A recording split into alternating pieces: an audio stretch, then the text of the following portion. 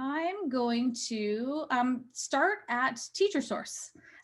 Because Book Creator is so intuitive, I didn't create a whole slide deck. I'm just going to go ahead and demo everything right inside of Book Creator. So you are welcome to play along with me if you'd like to, or simply watch. So for those who are watching via video, I'm just hopping onto Teacher Source and wanted to make sure that you knew that under our community page, we have a CDL tools and resources.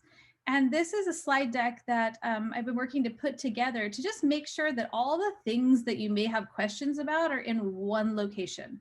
And these are all of the digital tools. Well, probably not all of them, but a good percentage of them. So if we hop in here, it has the hours for support hours, who to contact, and then I'm going to hop over the tab that is Book Creator. So for all of these tabs, there are a lot of resources there for you to use, and like the district's agreements on Zoom. And we just tried to get everything in one place. Also, the videos that we are recording are going to be in here, as well as digital citizenship lessons. So it's everything digital tools all found in one super guide. So I did want to make sure that you knew that previously there has been a free version of Book Creator, and we have actually purchased the paid for version, where you used to be limited to 40 books, and now we have up to 1,000 books per teacher. So it is a considerably different version than we've had in the past. We actually have the paid for version. A huge list on the right of things it can do. And just wanted to walk you through these steps right here, because when I open my Book Creator, I've already created an account. So in order to create your very first account, if you haven't done that yet, you'll click on bookcreator.com. This is a live link, so you can click there. We would click on sign in. So there's a little orange button that says sign in if you haven't yet done that. And this part's pretty important. They have a student sign in and a teacher sign in. It gets tricky if you sign in as a student to then switch your account. So making sure that you've hit the part, like it looks just like this, that says teacher sign in. And then just like always, go ahead and click the sign in with Google, and it will automatically link you up if you're already signed into your Google account. So again, that was just clicking on bookcreator.com, or you can just Google it.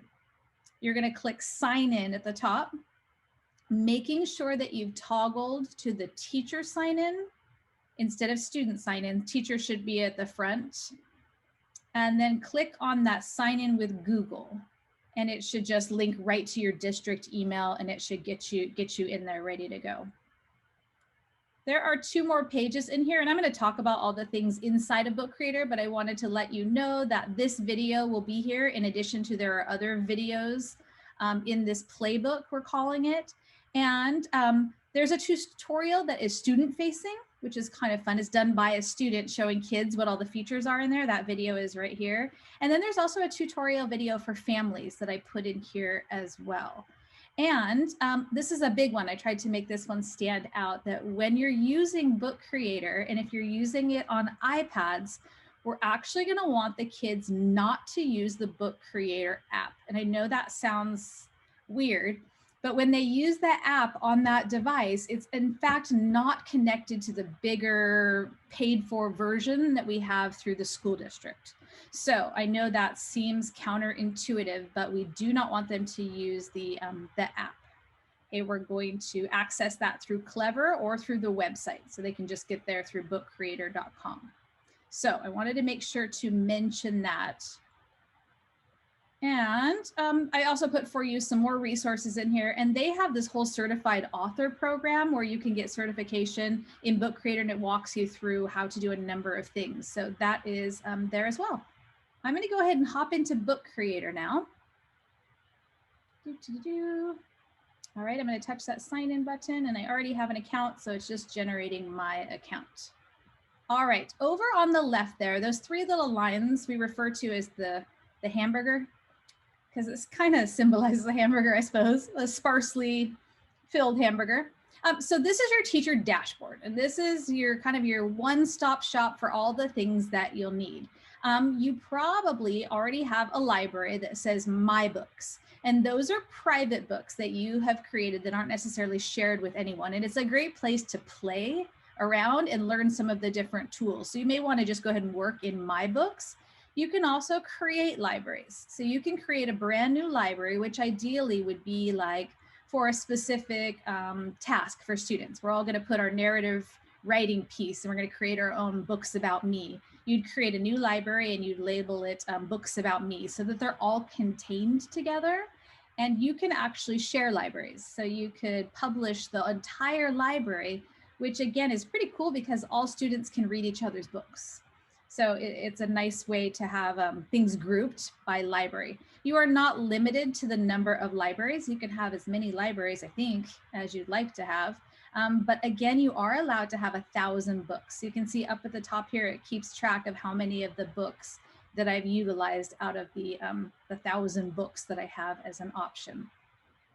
You can also share libraries with other people. So Jennifer Butler's 4th grade class did a fabulous book last year and she shared it with me so I can see other people's libraries as well. So that's a fun way to get some cross-class collaboration, right? If the other 2nd grade classes are also writing books, that you could share that library and be able to see some of your peers who aren't necessarily in your class. So we'll do more, but that is kind of an overview of libraries. The second tab you have here is Discover. And Discover is ideas for books, trainings for books. You can specify the grade level and they give you some ideas for other classes have done for books. And there are books that they've created on how to make even better books, like how to use it for formative assessment. I haven't read that one yet, right? And some examples. So just kind of a spot to get some inspiration and some ideas for creating books. The Learn tab up at the top is just that. It's just information. They have all kinds of articles here that you can read about how you can do all of these different things in Book Creator. And this Book Creator Certified Author program that I was telling you about, we'll look at that in the next tab. They have webinars, they have, gosh, PD presentations, right? They have all kinds of stuff. You can dig through there and learn more than you ever needed to know about Book Creator. And the last tab there, I believe once you initiate your certification, this lovely gentleman here, John Smith, was it an Explorer? All right. John Smith, he's going to lead you through all of these different little trainings. And if you look over here on the left, you just sort of work your way through and he shows you how to do all of these different things. And they're not that long. And then you take a little quiz at the end and you get certified, which is huge. You can put that on resumes and get hired anywhere. So they have level 1 out right now and they are working on level 2. So just wanted to make sure that you knew that all of that training was there and available to you. So I'm going to hop back to libraries because that's really where you're going to spend the bulk of your time. And up to you whether you'd like to be creating in your own personal books or whether you'd like to go elsewhere. You just open up one of the libraries, whatever library you want to open up. And one of the options you have over here on the left is you could, if you have another teacher that would like access, you can add a co-teacher. So you can invite somebody else to be a part of your classroom, whether that's an ESL teacher, resource teacher, whoever makes sense to be a part of your classroom and see all the books that your students are creating. So I want to make sure that you knew that was there. Now, if I have created this library and I want to have kids join specifically in this library, I can come up here to the top and I can create an invite code. Okay, so this code right here, once kids hop into bookcreator.com and they join a library, they click join a library, they type in this code and they are then inputted into this library. They are able to create this books within my library. So assuming that obviously they say don't share this on social media, assuming that this is totally safe and all's good and only my class is in there, awesome. If for some reason that code got out and people were adding books, you can also expire that code. So you can click on that and that code is no longer valid. So you'd need to generate a new code and again, share it with your class. So I wanted to make sure that you knew that was an option for kids to do. All right, now that we're in there, now that we are all in this little library, you have a library hopefully that you're playing around in, we can just go ahead and I love the just instinctive. We're going to create a new book. So we go to creating a new book. You have options for how you want that to be laid out: portrait, square, or landscape. And you'll notice up at the top, we have blank pages, and at the bottom, we have those that appear to be comic pages. The difference being that these panel-like options are available in comics. There are more things available to students in comics than in the regular plain book. But what to know is that if you are in the comic layout, you don't necessarily have to use those different features. So oftentimes I will choose to do one of these just so I have all of the options. So when I do one of the blank ones, maybe it's great to learn on this one because there are less buttons to touch, right? For your first book or two, it's a little more limited. But now whenever I go to create, I generally create in comics so that I again have all of the options available to me. So I'm going to go ahead and just open, you can open whatever size book strikes your fancy. I'm going to go ahead and open into the comic, and you'll notice it's not laid out as a comic, right? It could just be a regular plain book. So you have the cover of your book, and you've got arrows over to the right where it starts me off with 3 pages. We can always add pages, but I have 3 blank pages. Obviously, this is the cover of my book here. Now, I can see over here on the left under pages, you can see what your 3 pages look like. You could choose to reorder pages in your book if for some reason they didn't end up in the order that you wanted them to be in. If you had a page that you decorated that was especially fabulous or a layout you wanted, you can go over here and you can copy that and copy it to another book, right? If you wanted to move that around. So you do have more options there under pages. So we've got the cover of our book, which is fabulous. And again, nice and instinctive. If I want to add something to my book, it's under the addition sign over here on the right. All right, I'm going to add. We're going to start with media. You can add all of these different things in media. So again, I touched add and I toggled over to media. I can import. And when we look at all the things that I can import, I could do a Google search for images. And those images have been labeled already for commercial reuse. So it's a nice citing your sources. I get pictures that are actually okay to use in a book. I can also insert a map, and I can zoom into a specific place and insert the map right there from Google Maps. I could insert a file. So maybe there's something, there we go. There's my Bitmoji, perfect. I can insert a file. Oh, perfect, great book. Right, media, back to import. I could insert something from my Drive. So I would need to connect it to Drive and I could put something in there. So this could be a collection of my stories or something, and the links would go to my Drive. The other thing I can insert is I have the ability to embed, which sounds fancy, but there are a number of different projects that you can embed. But one of the simplest is this is how I would add like an external video. So I happen to have a YouTube video pulled up here of cute baby animals, which is fabulous. I'm going to copy that web address. I'm going to go back to my book, and this embed is where I would paste that, and I would confirm that that in fact is the video that I want. Not sure why I'm putting a video on the cover, but just go with it. That's what I'm doing because those dogs are super cute, and I would add that to my book. Right? And then it creates this little image of the book. Okay, and that is actually a live link to the YouTube video.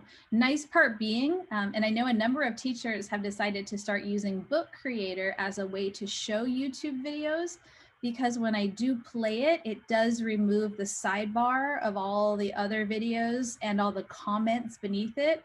So it isn't as distracting, right? And I could make that full screen if I wanted to.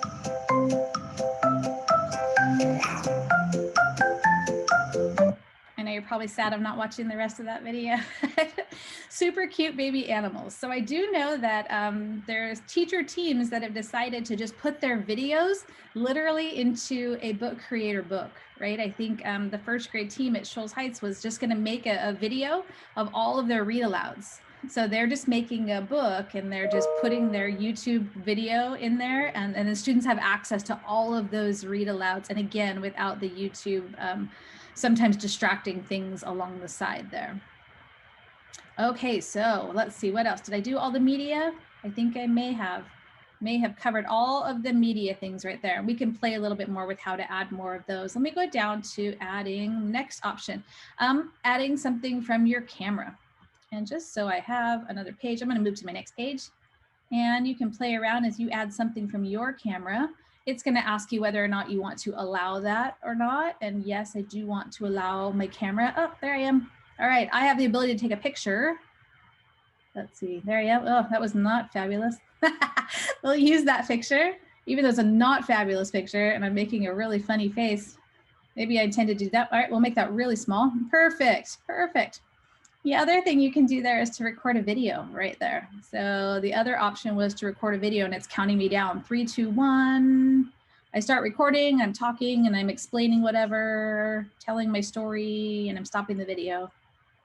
And it's going to render that as a little video clip as well. So you can add still pictures. You can also add awesome video. Back to my adding media. Another thing I can do is I have a pen tool. So if I want to add something with my pen tool, then it turns kind of into like a whiteboard to create here. I can just use this, marker, and I can draw things that I want to draw. I can change the color. Oh my gosh, are you kidding? Sparkles. I can make awesome sparkle designs up there, but I change to whatever color palette I want. I think this magic ink one, I think it changes. Yeah, oh yeah, rainbow. Oops, that's not what I meant to do. Yeah, as the pen goes, it's gonna keep changing color, which I wish I had a real pen like that. That'd be cool. All right, I can also have, when you're in this whiteboard, you can undo the last thing that you did, right? Assuming that that didn't pan out the way I wanted it to go. So under this drawing tool, I have a paintbrush, which makes, ooh, rainbow paint, what? Beautiful, beautiful. Crayon. I love that it really looks like a crayon, like not completely filled in, the frustrating crayon part. Let's see here. I think I have a highlighter. I change my color. Ooh, almost like a calligraphy pen. It gets more narrow and thicker. That's fun. And this guy right here, this guy's kind of crazy. This is an auto draw pen. And this is a newer thing. And essentially, if you start to draw something, it's supposed to guess what you're drawing and turn it into a real icon. So let's see how successful I can be at that. Let's see. If you look up at the top, it is generating some suggestions for what this might be. Let's see. How am I doing?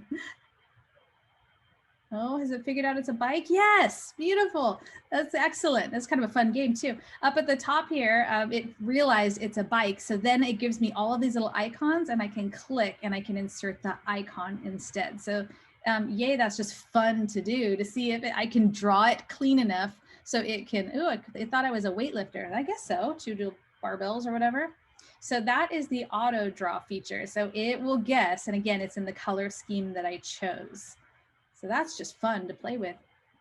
And then down at the bottom, I can change the thickness of any of those tools. I can make them really more fine point or much thicker, depending on what I want.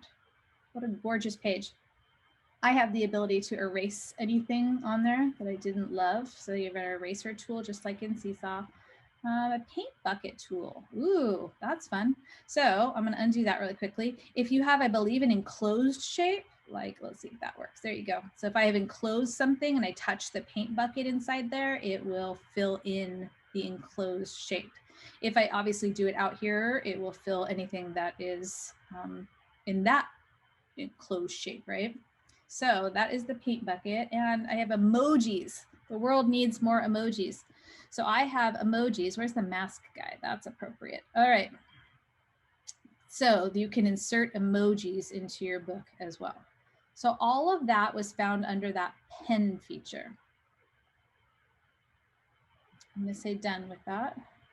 Woo, beautiful. So it takes it into a fancy little whiteboard.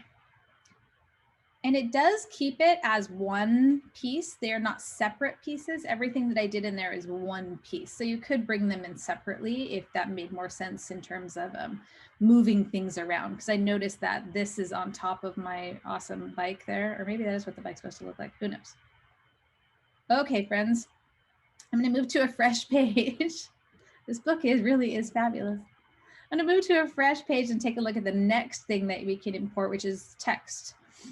So we just do, let's see, Carrie's book. I can make it bold, italicize, underline, or I could link something if I wanted to. I can lengthen what it looks like here. This top part can make it go side to side. One of the tools that we haven't talked about yet is this little eye. And this eye is called the inspector tool. And for some reason, I have the hardest time remembering what that is. So you'll notice when I touch on this, I really don't have very many text options. I can really just get text in there. Oh, and I hope that you saw that I also have a microphone over here. And let's see if it works. Is this typing my text? Question mark. Beautiful. So you can also do a voice to text right there. Students could just dictate right there in the text tool what they wanted their book to say, maybe if they weren't able to type those words on their own. All right, so there is my awesome title there. Once I have the blue box around it, I can go over to the inspector tool and I can get more options. I have more things to do over here. So clearly, you know, I'm going to want to have this text to be bigger. You can change the font here to something a little bit more fabulous. Oh, that is not fabulous, but you get the idea. I could make it more fabulous. I could change the color. I could put a background behind it. I never played with columns. Ooh, looks like you can line text up. Cool. I don't want to do that right now. I could put a shadow behind it. All right. So I could center it, which I happen to love to do, and I could change the size and things. Another thing here in my inspector tool is the background. So right now the background of this page is a plain white, which is totally fine. But there are some, because I'm on comic, some more comic-y backgrounds in there. Also just other options, like I just have plain colors. I could just make the background a solid color if I wanted to. They have papers in here. So you could make it a lined piece of paper if you wanted to, or a grid paper, even a musical staff could be done in here. Dot paper. Let's see, what other options? I have fun borders I can mess around with.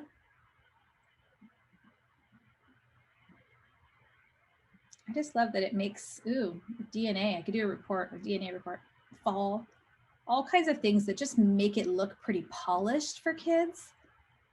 And let's see here, we have some patterns. You'll notice it's getting rid of the previous background. Ooh, I kind of like that when I add a new one. I don't believe you can layer them upon. It's like a choosing what you want your background to be, or it could be a fun texture. Right, we use these for Oregon Trail books where it looked aged or whatever. There we go. There's my fabulous book. So that inspector tool actually changes. You can use it often. So whenever something has its blue lines around it, you can go up to the inspector tool and you're given more options for that thing. So let's see, what else can we add? Just did text. You can record.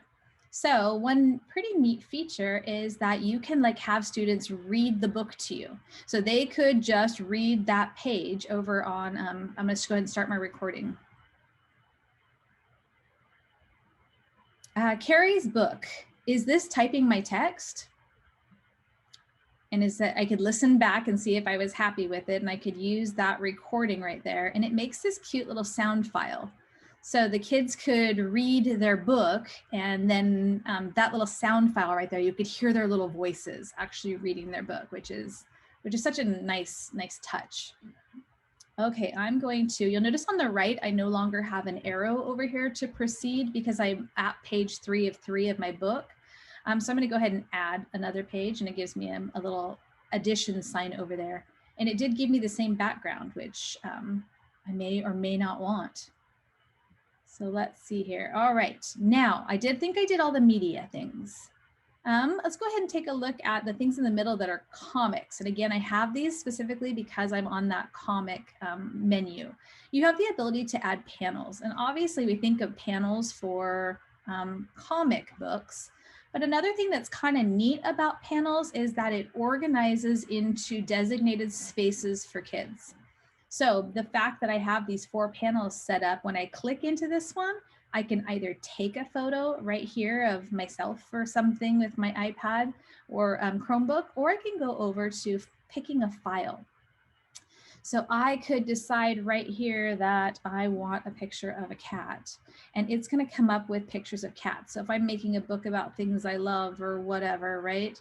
And I can pick the cat that I want, and we're going to stick this guy in there, and I can select him. So again, it chooses photos that kids have permission to use, and it cropped that cat to automatically go within that the frame that I had set up. So that part is really a nice thing for kids to be able to do. Obviously, I could just import it as media. I could just import and find the same cat or find a different cat.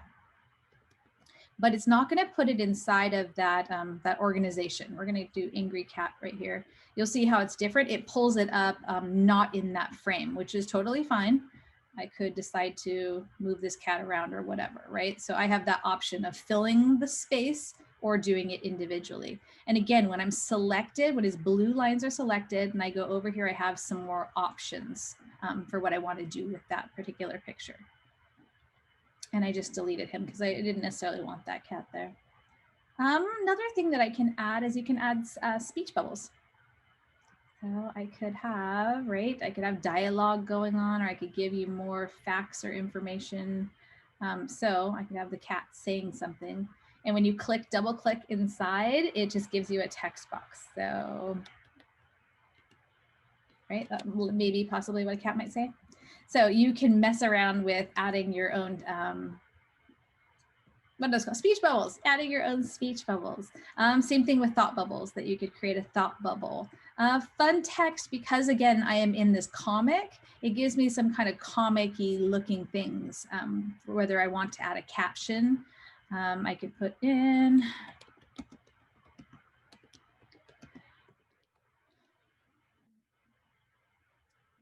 see, and it makes it into a little box like a true comic strip would do. And so I could have that little caption beneath there, again, like a comic. Let's see. Also, you can add stickers. Again, because it is in comic, I could have some of these fun stickers. Okay, other things to add.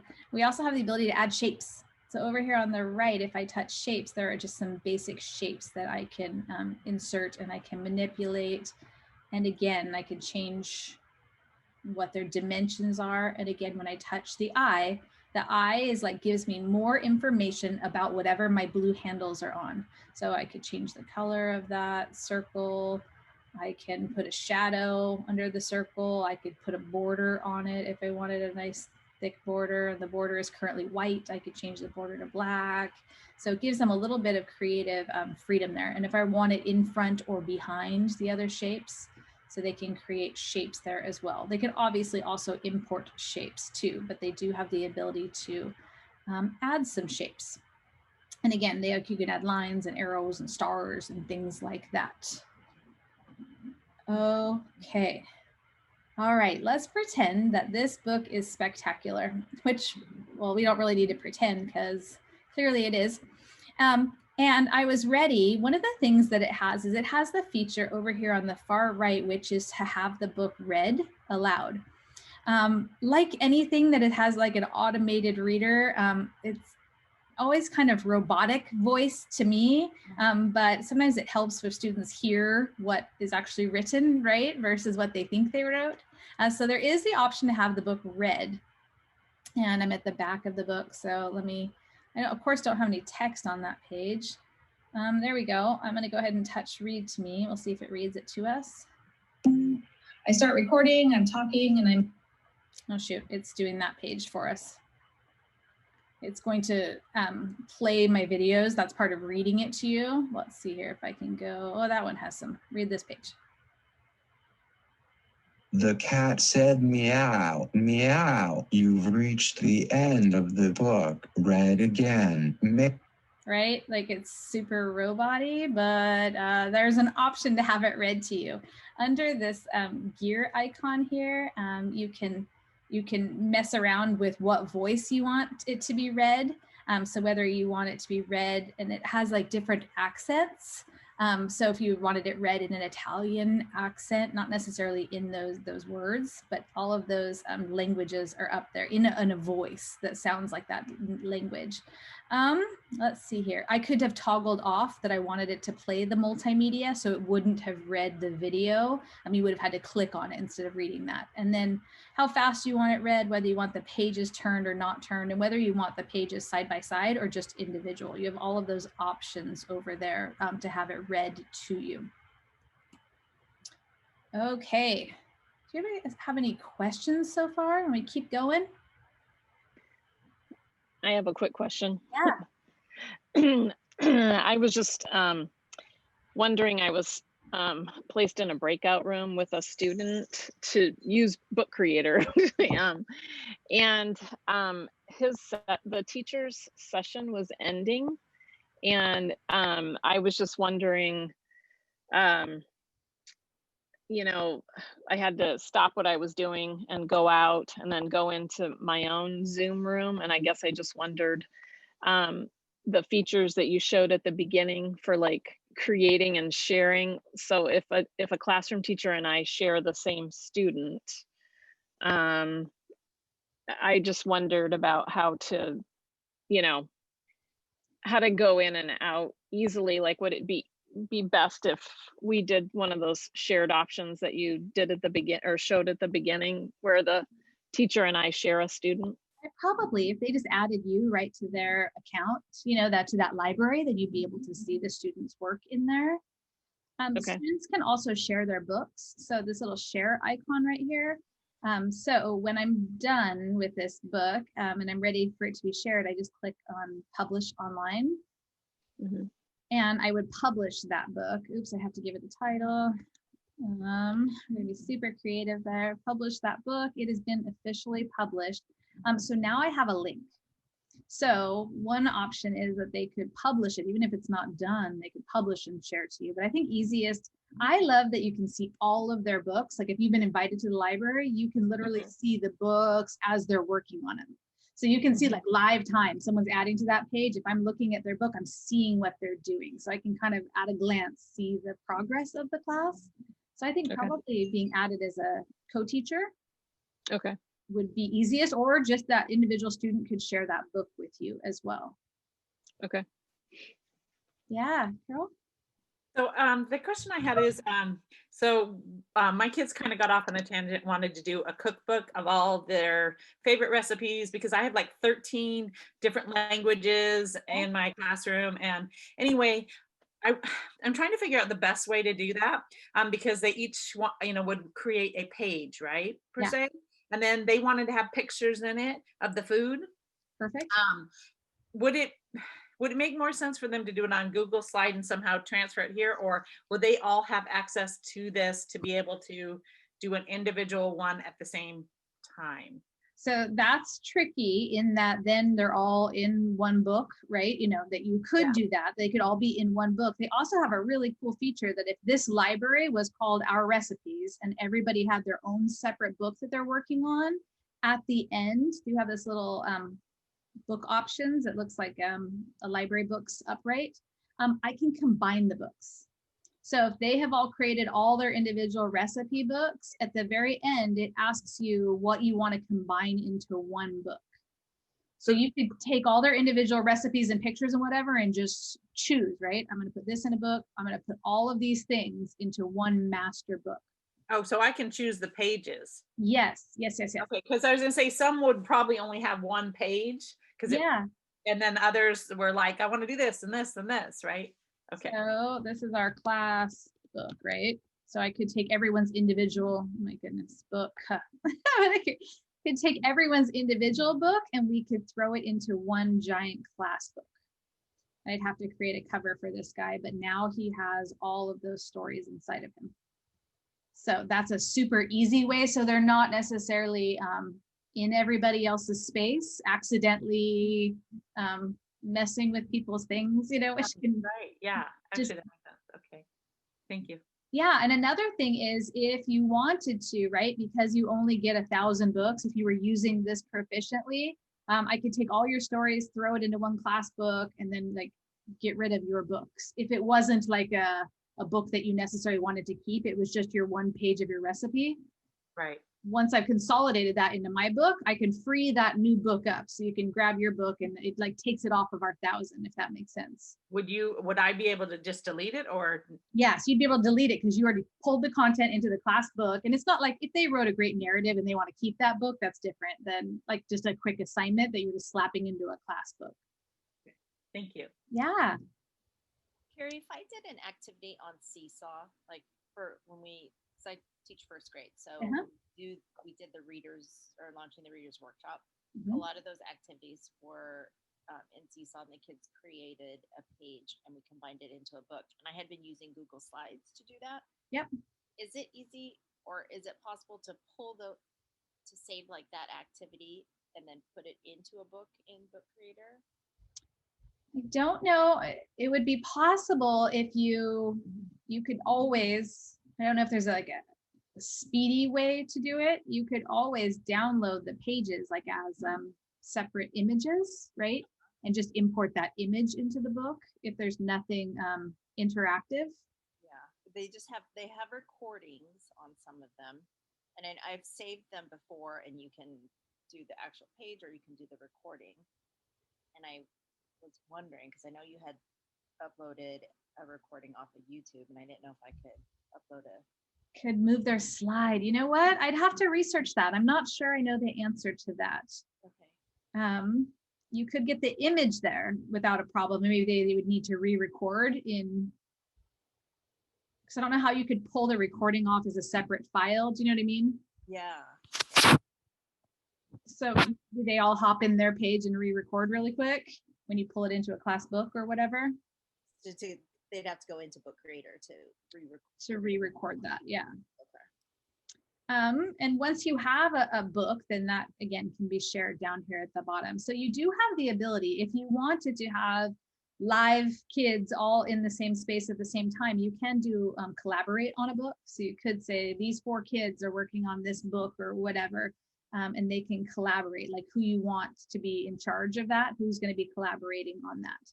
So you could start that collaboration and they could be working in specific books. I just think that always is great. It's wonderful. It's taking turns and being on the right page. It just opens you up to, whoops, you know, somebody messed up my page. She touched my whatever, you know. Yeah. So I just think the fact that they can natively do their own, and the great part is even though they're in the same library, they can see each other's books, but they can't touch each other's books. Okay. So they can't hop in and mess anything up on someone else's book, but they can see what other people have done. And they only have access to their own book. Yes. Now you can toggle on and off whether they can see each other's or not. So under here up at this little gear icon, whether you want them to be able to search for Google Images, you can turn that on and off. They're able to edit their own book, whether they can see each other's books. So if you prefer that they were not able to see each other's books until they were done or whatever, you can toggle that off and then change it, toggle it on. This one right here says students can start a collaboration. So if you would prefer not to let them have that option, that you are in charge of launching any collaborative pieces, you can put that right there and toggle that off. And then students can publish their books online. If you want to wait and toggle that on until like the end where you're going to show them all how to do that, we're all going to publish now, you can do that as well. And you can publish the whole library. So maybe you want to share on your Seesaw blog to families or whatever, like here are finished books, the whole class's book. Again, not just every individual kid could share in Seesaw, absolutely. They could publish and get the link for their own video, or you could just publish the whole library. So when you publish the whole library, you have some choices of what you want to call it. So this is our About Me books, and you describe it to parents. You can pick a theme, right? What you want your little bookshelf, and they all like line up all their little books look as if they're sitting on a little bookshelf, and they can all be read by whoever.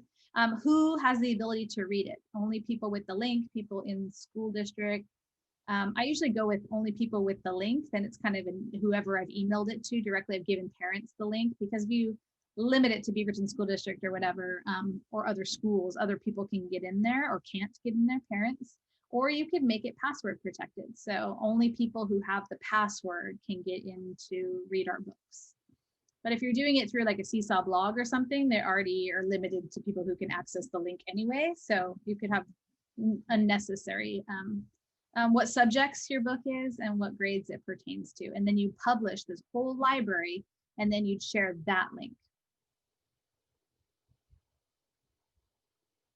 There we go. So we can view, let's see, my awesome library of all my books. So there we go. So there's my library of all the books. So they would have their names beneath. I could read all the books of all the kids, which is super cute and makes them feel like an official published author with an authentic audience, right? That someone's going to be reading this, so we need to make it our best work. One of the things is that I love children's drawings. You know, it's great to be able to do things digitally, but sometimes it's helpful just to remind that they could take pictures of their own drawings. They could draw the cover of their book, take a picture of that and put that up there, because their drawings are so, or they could draw something in Seesaw, right?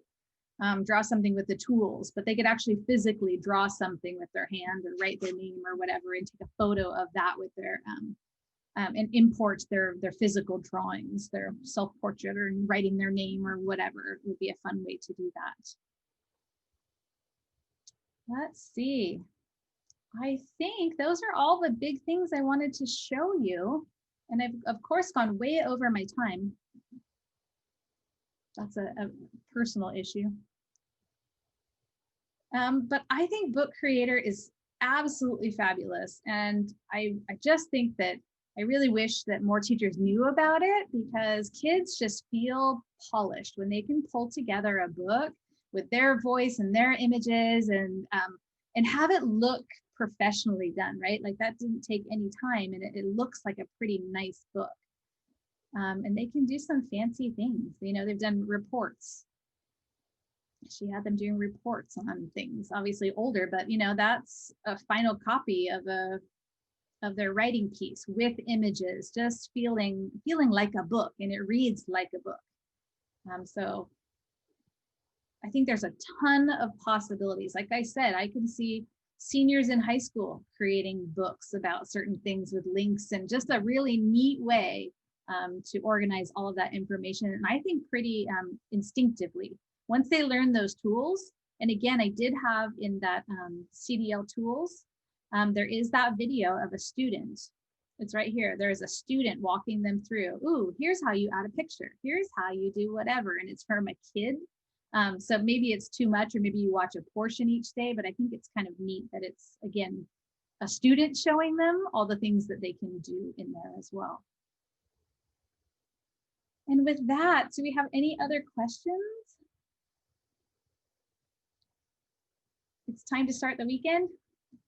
I think so. Thank you. It was good. Yeah, you're welcome. It's an awesome tool. Like, it really, if I had my own class, I would be using this thing like crazy. I just think you can do everything in there. And then I can share it to Seesaw. You know, I have a place to post it, but it just has more features than Seesaw has. So yeah. No, and so I appreciate it. You know that the notebook you showed us at the beginning in Teacher Source, where you can, you know, click on the tab to Book Creator. Yes. Is that where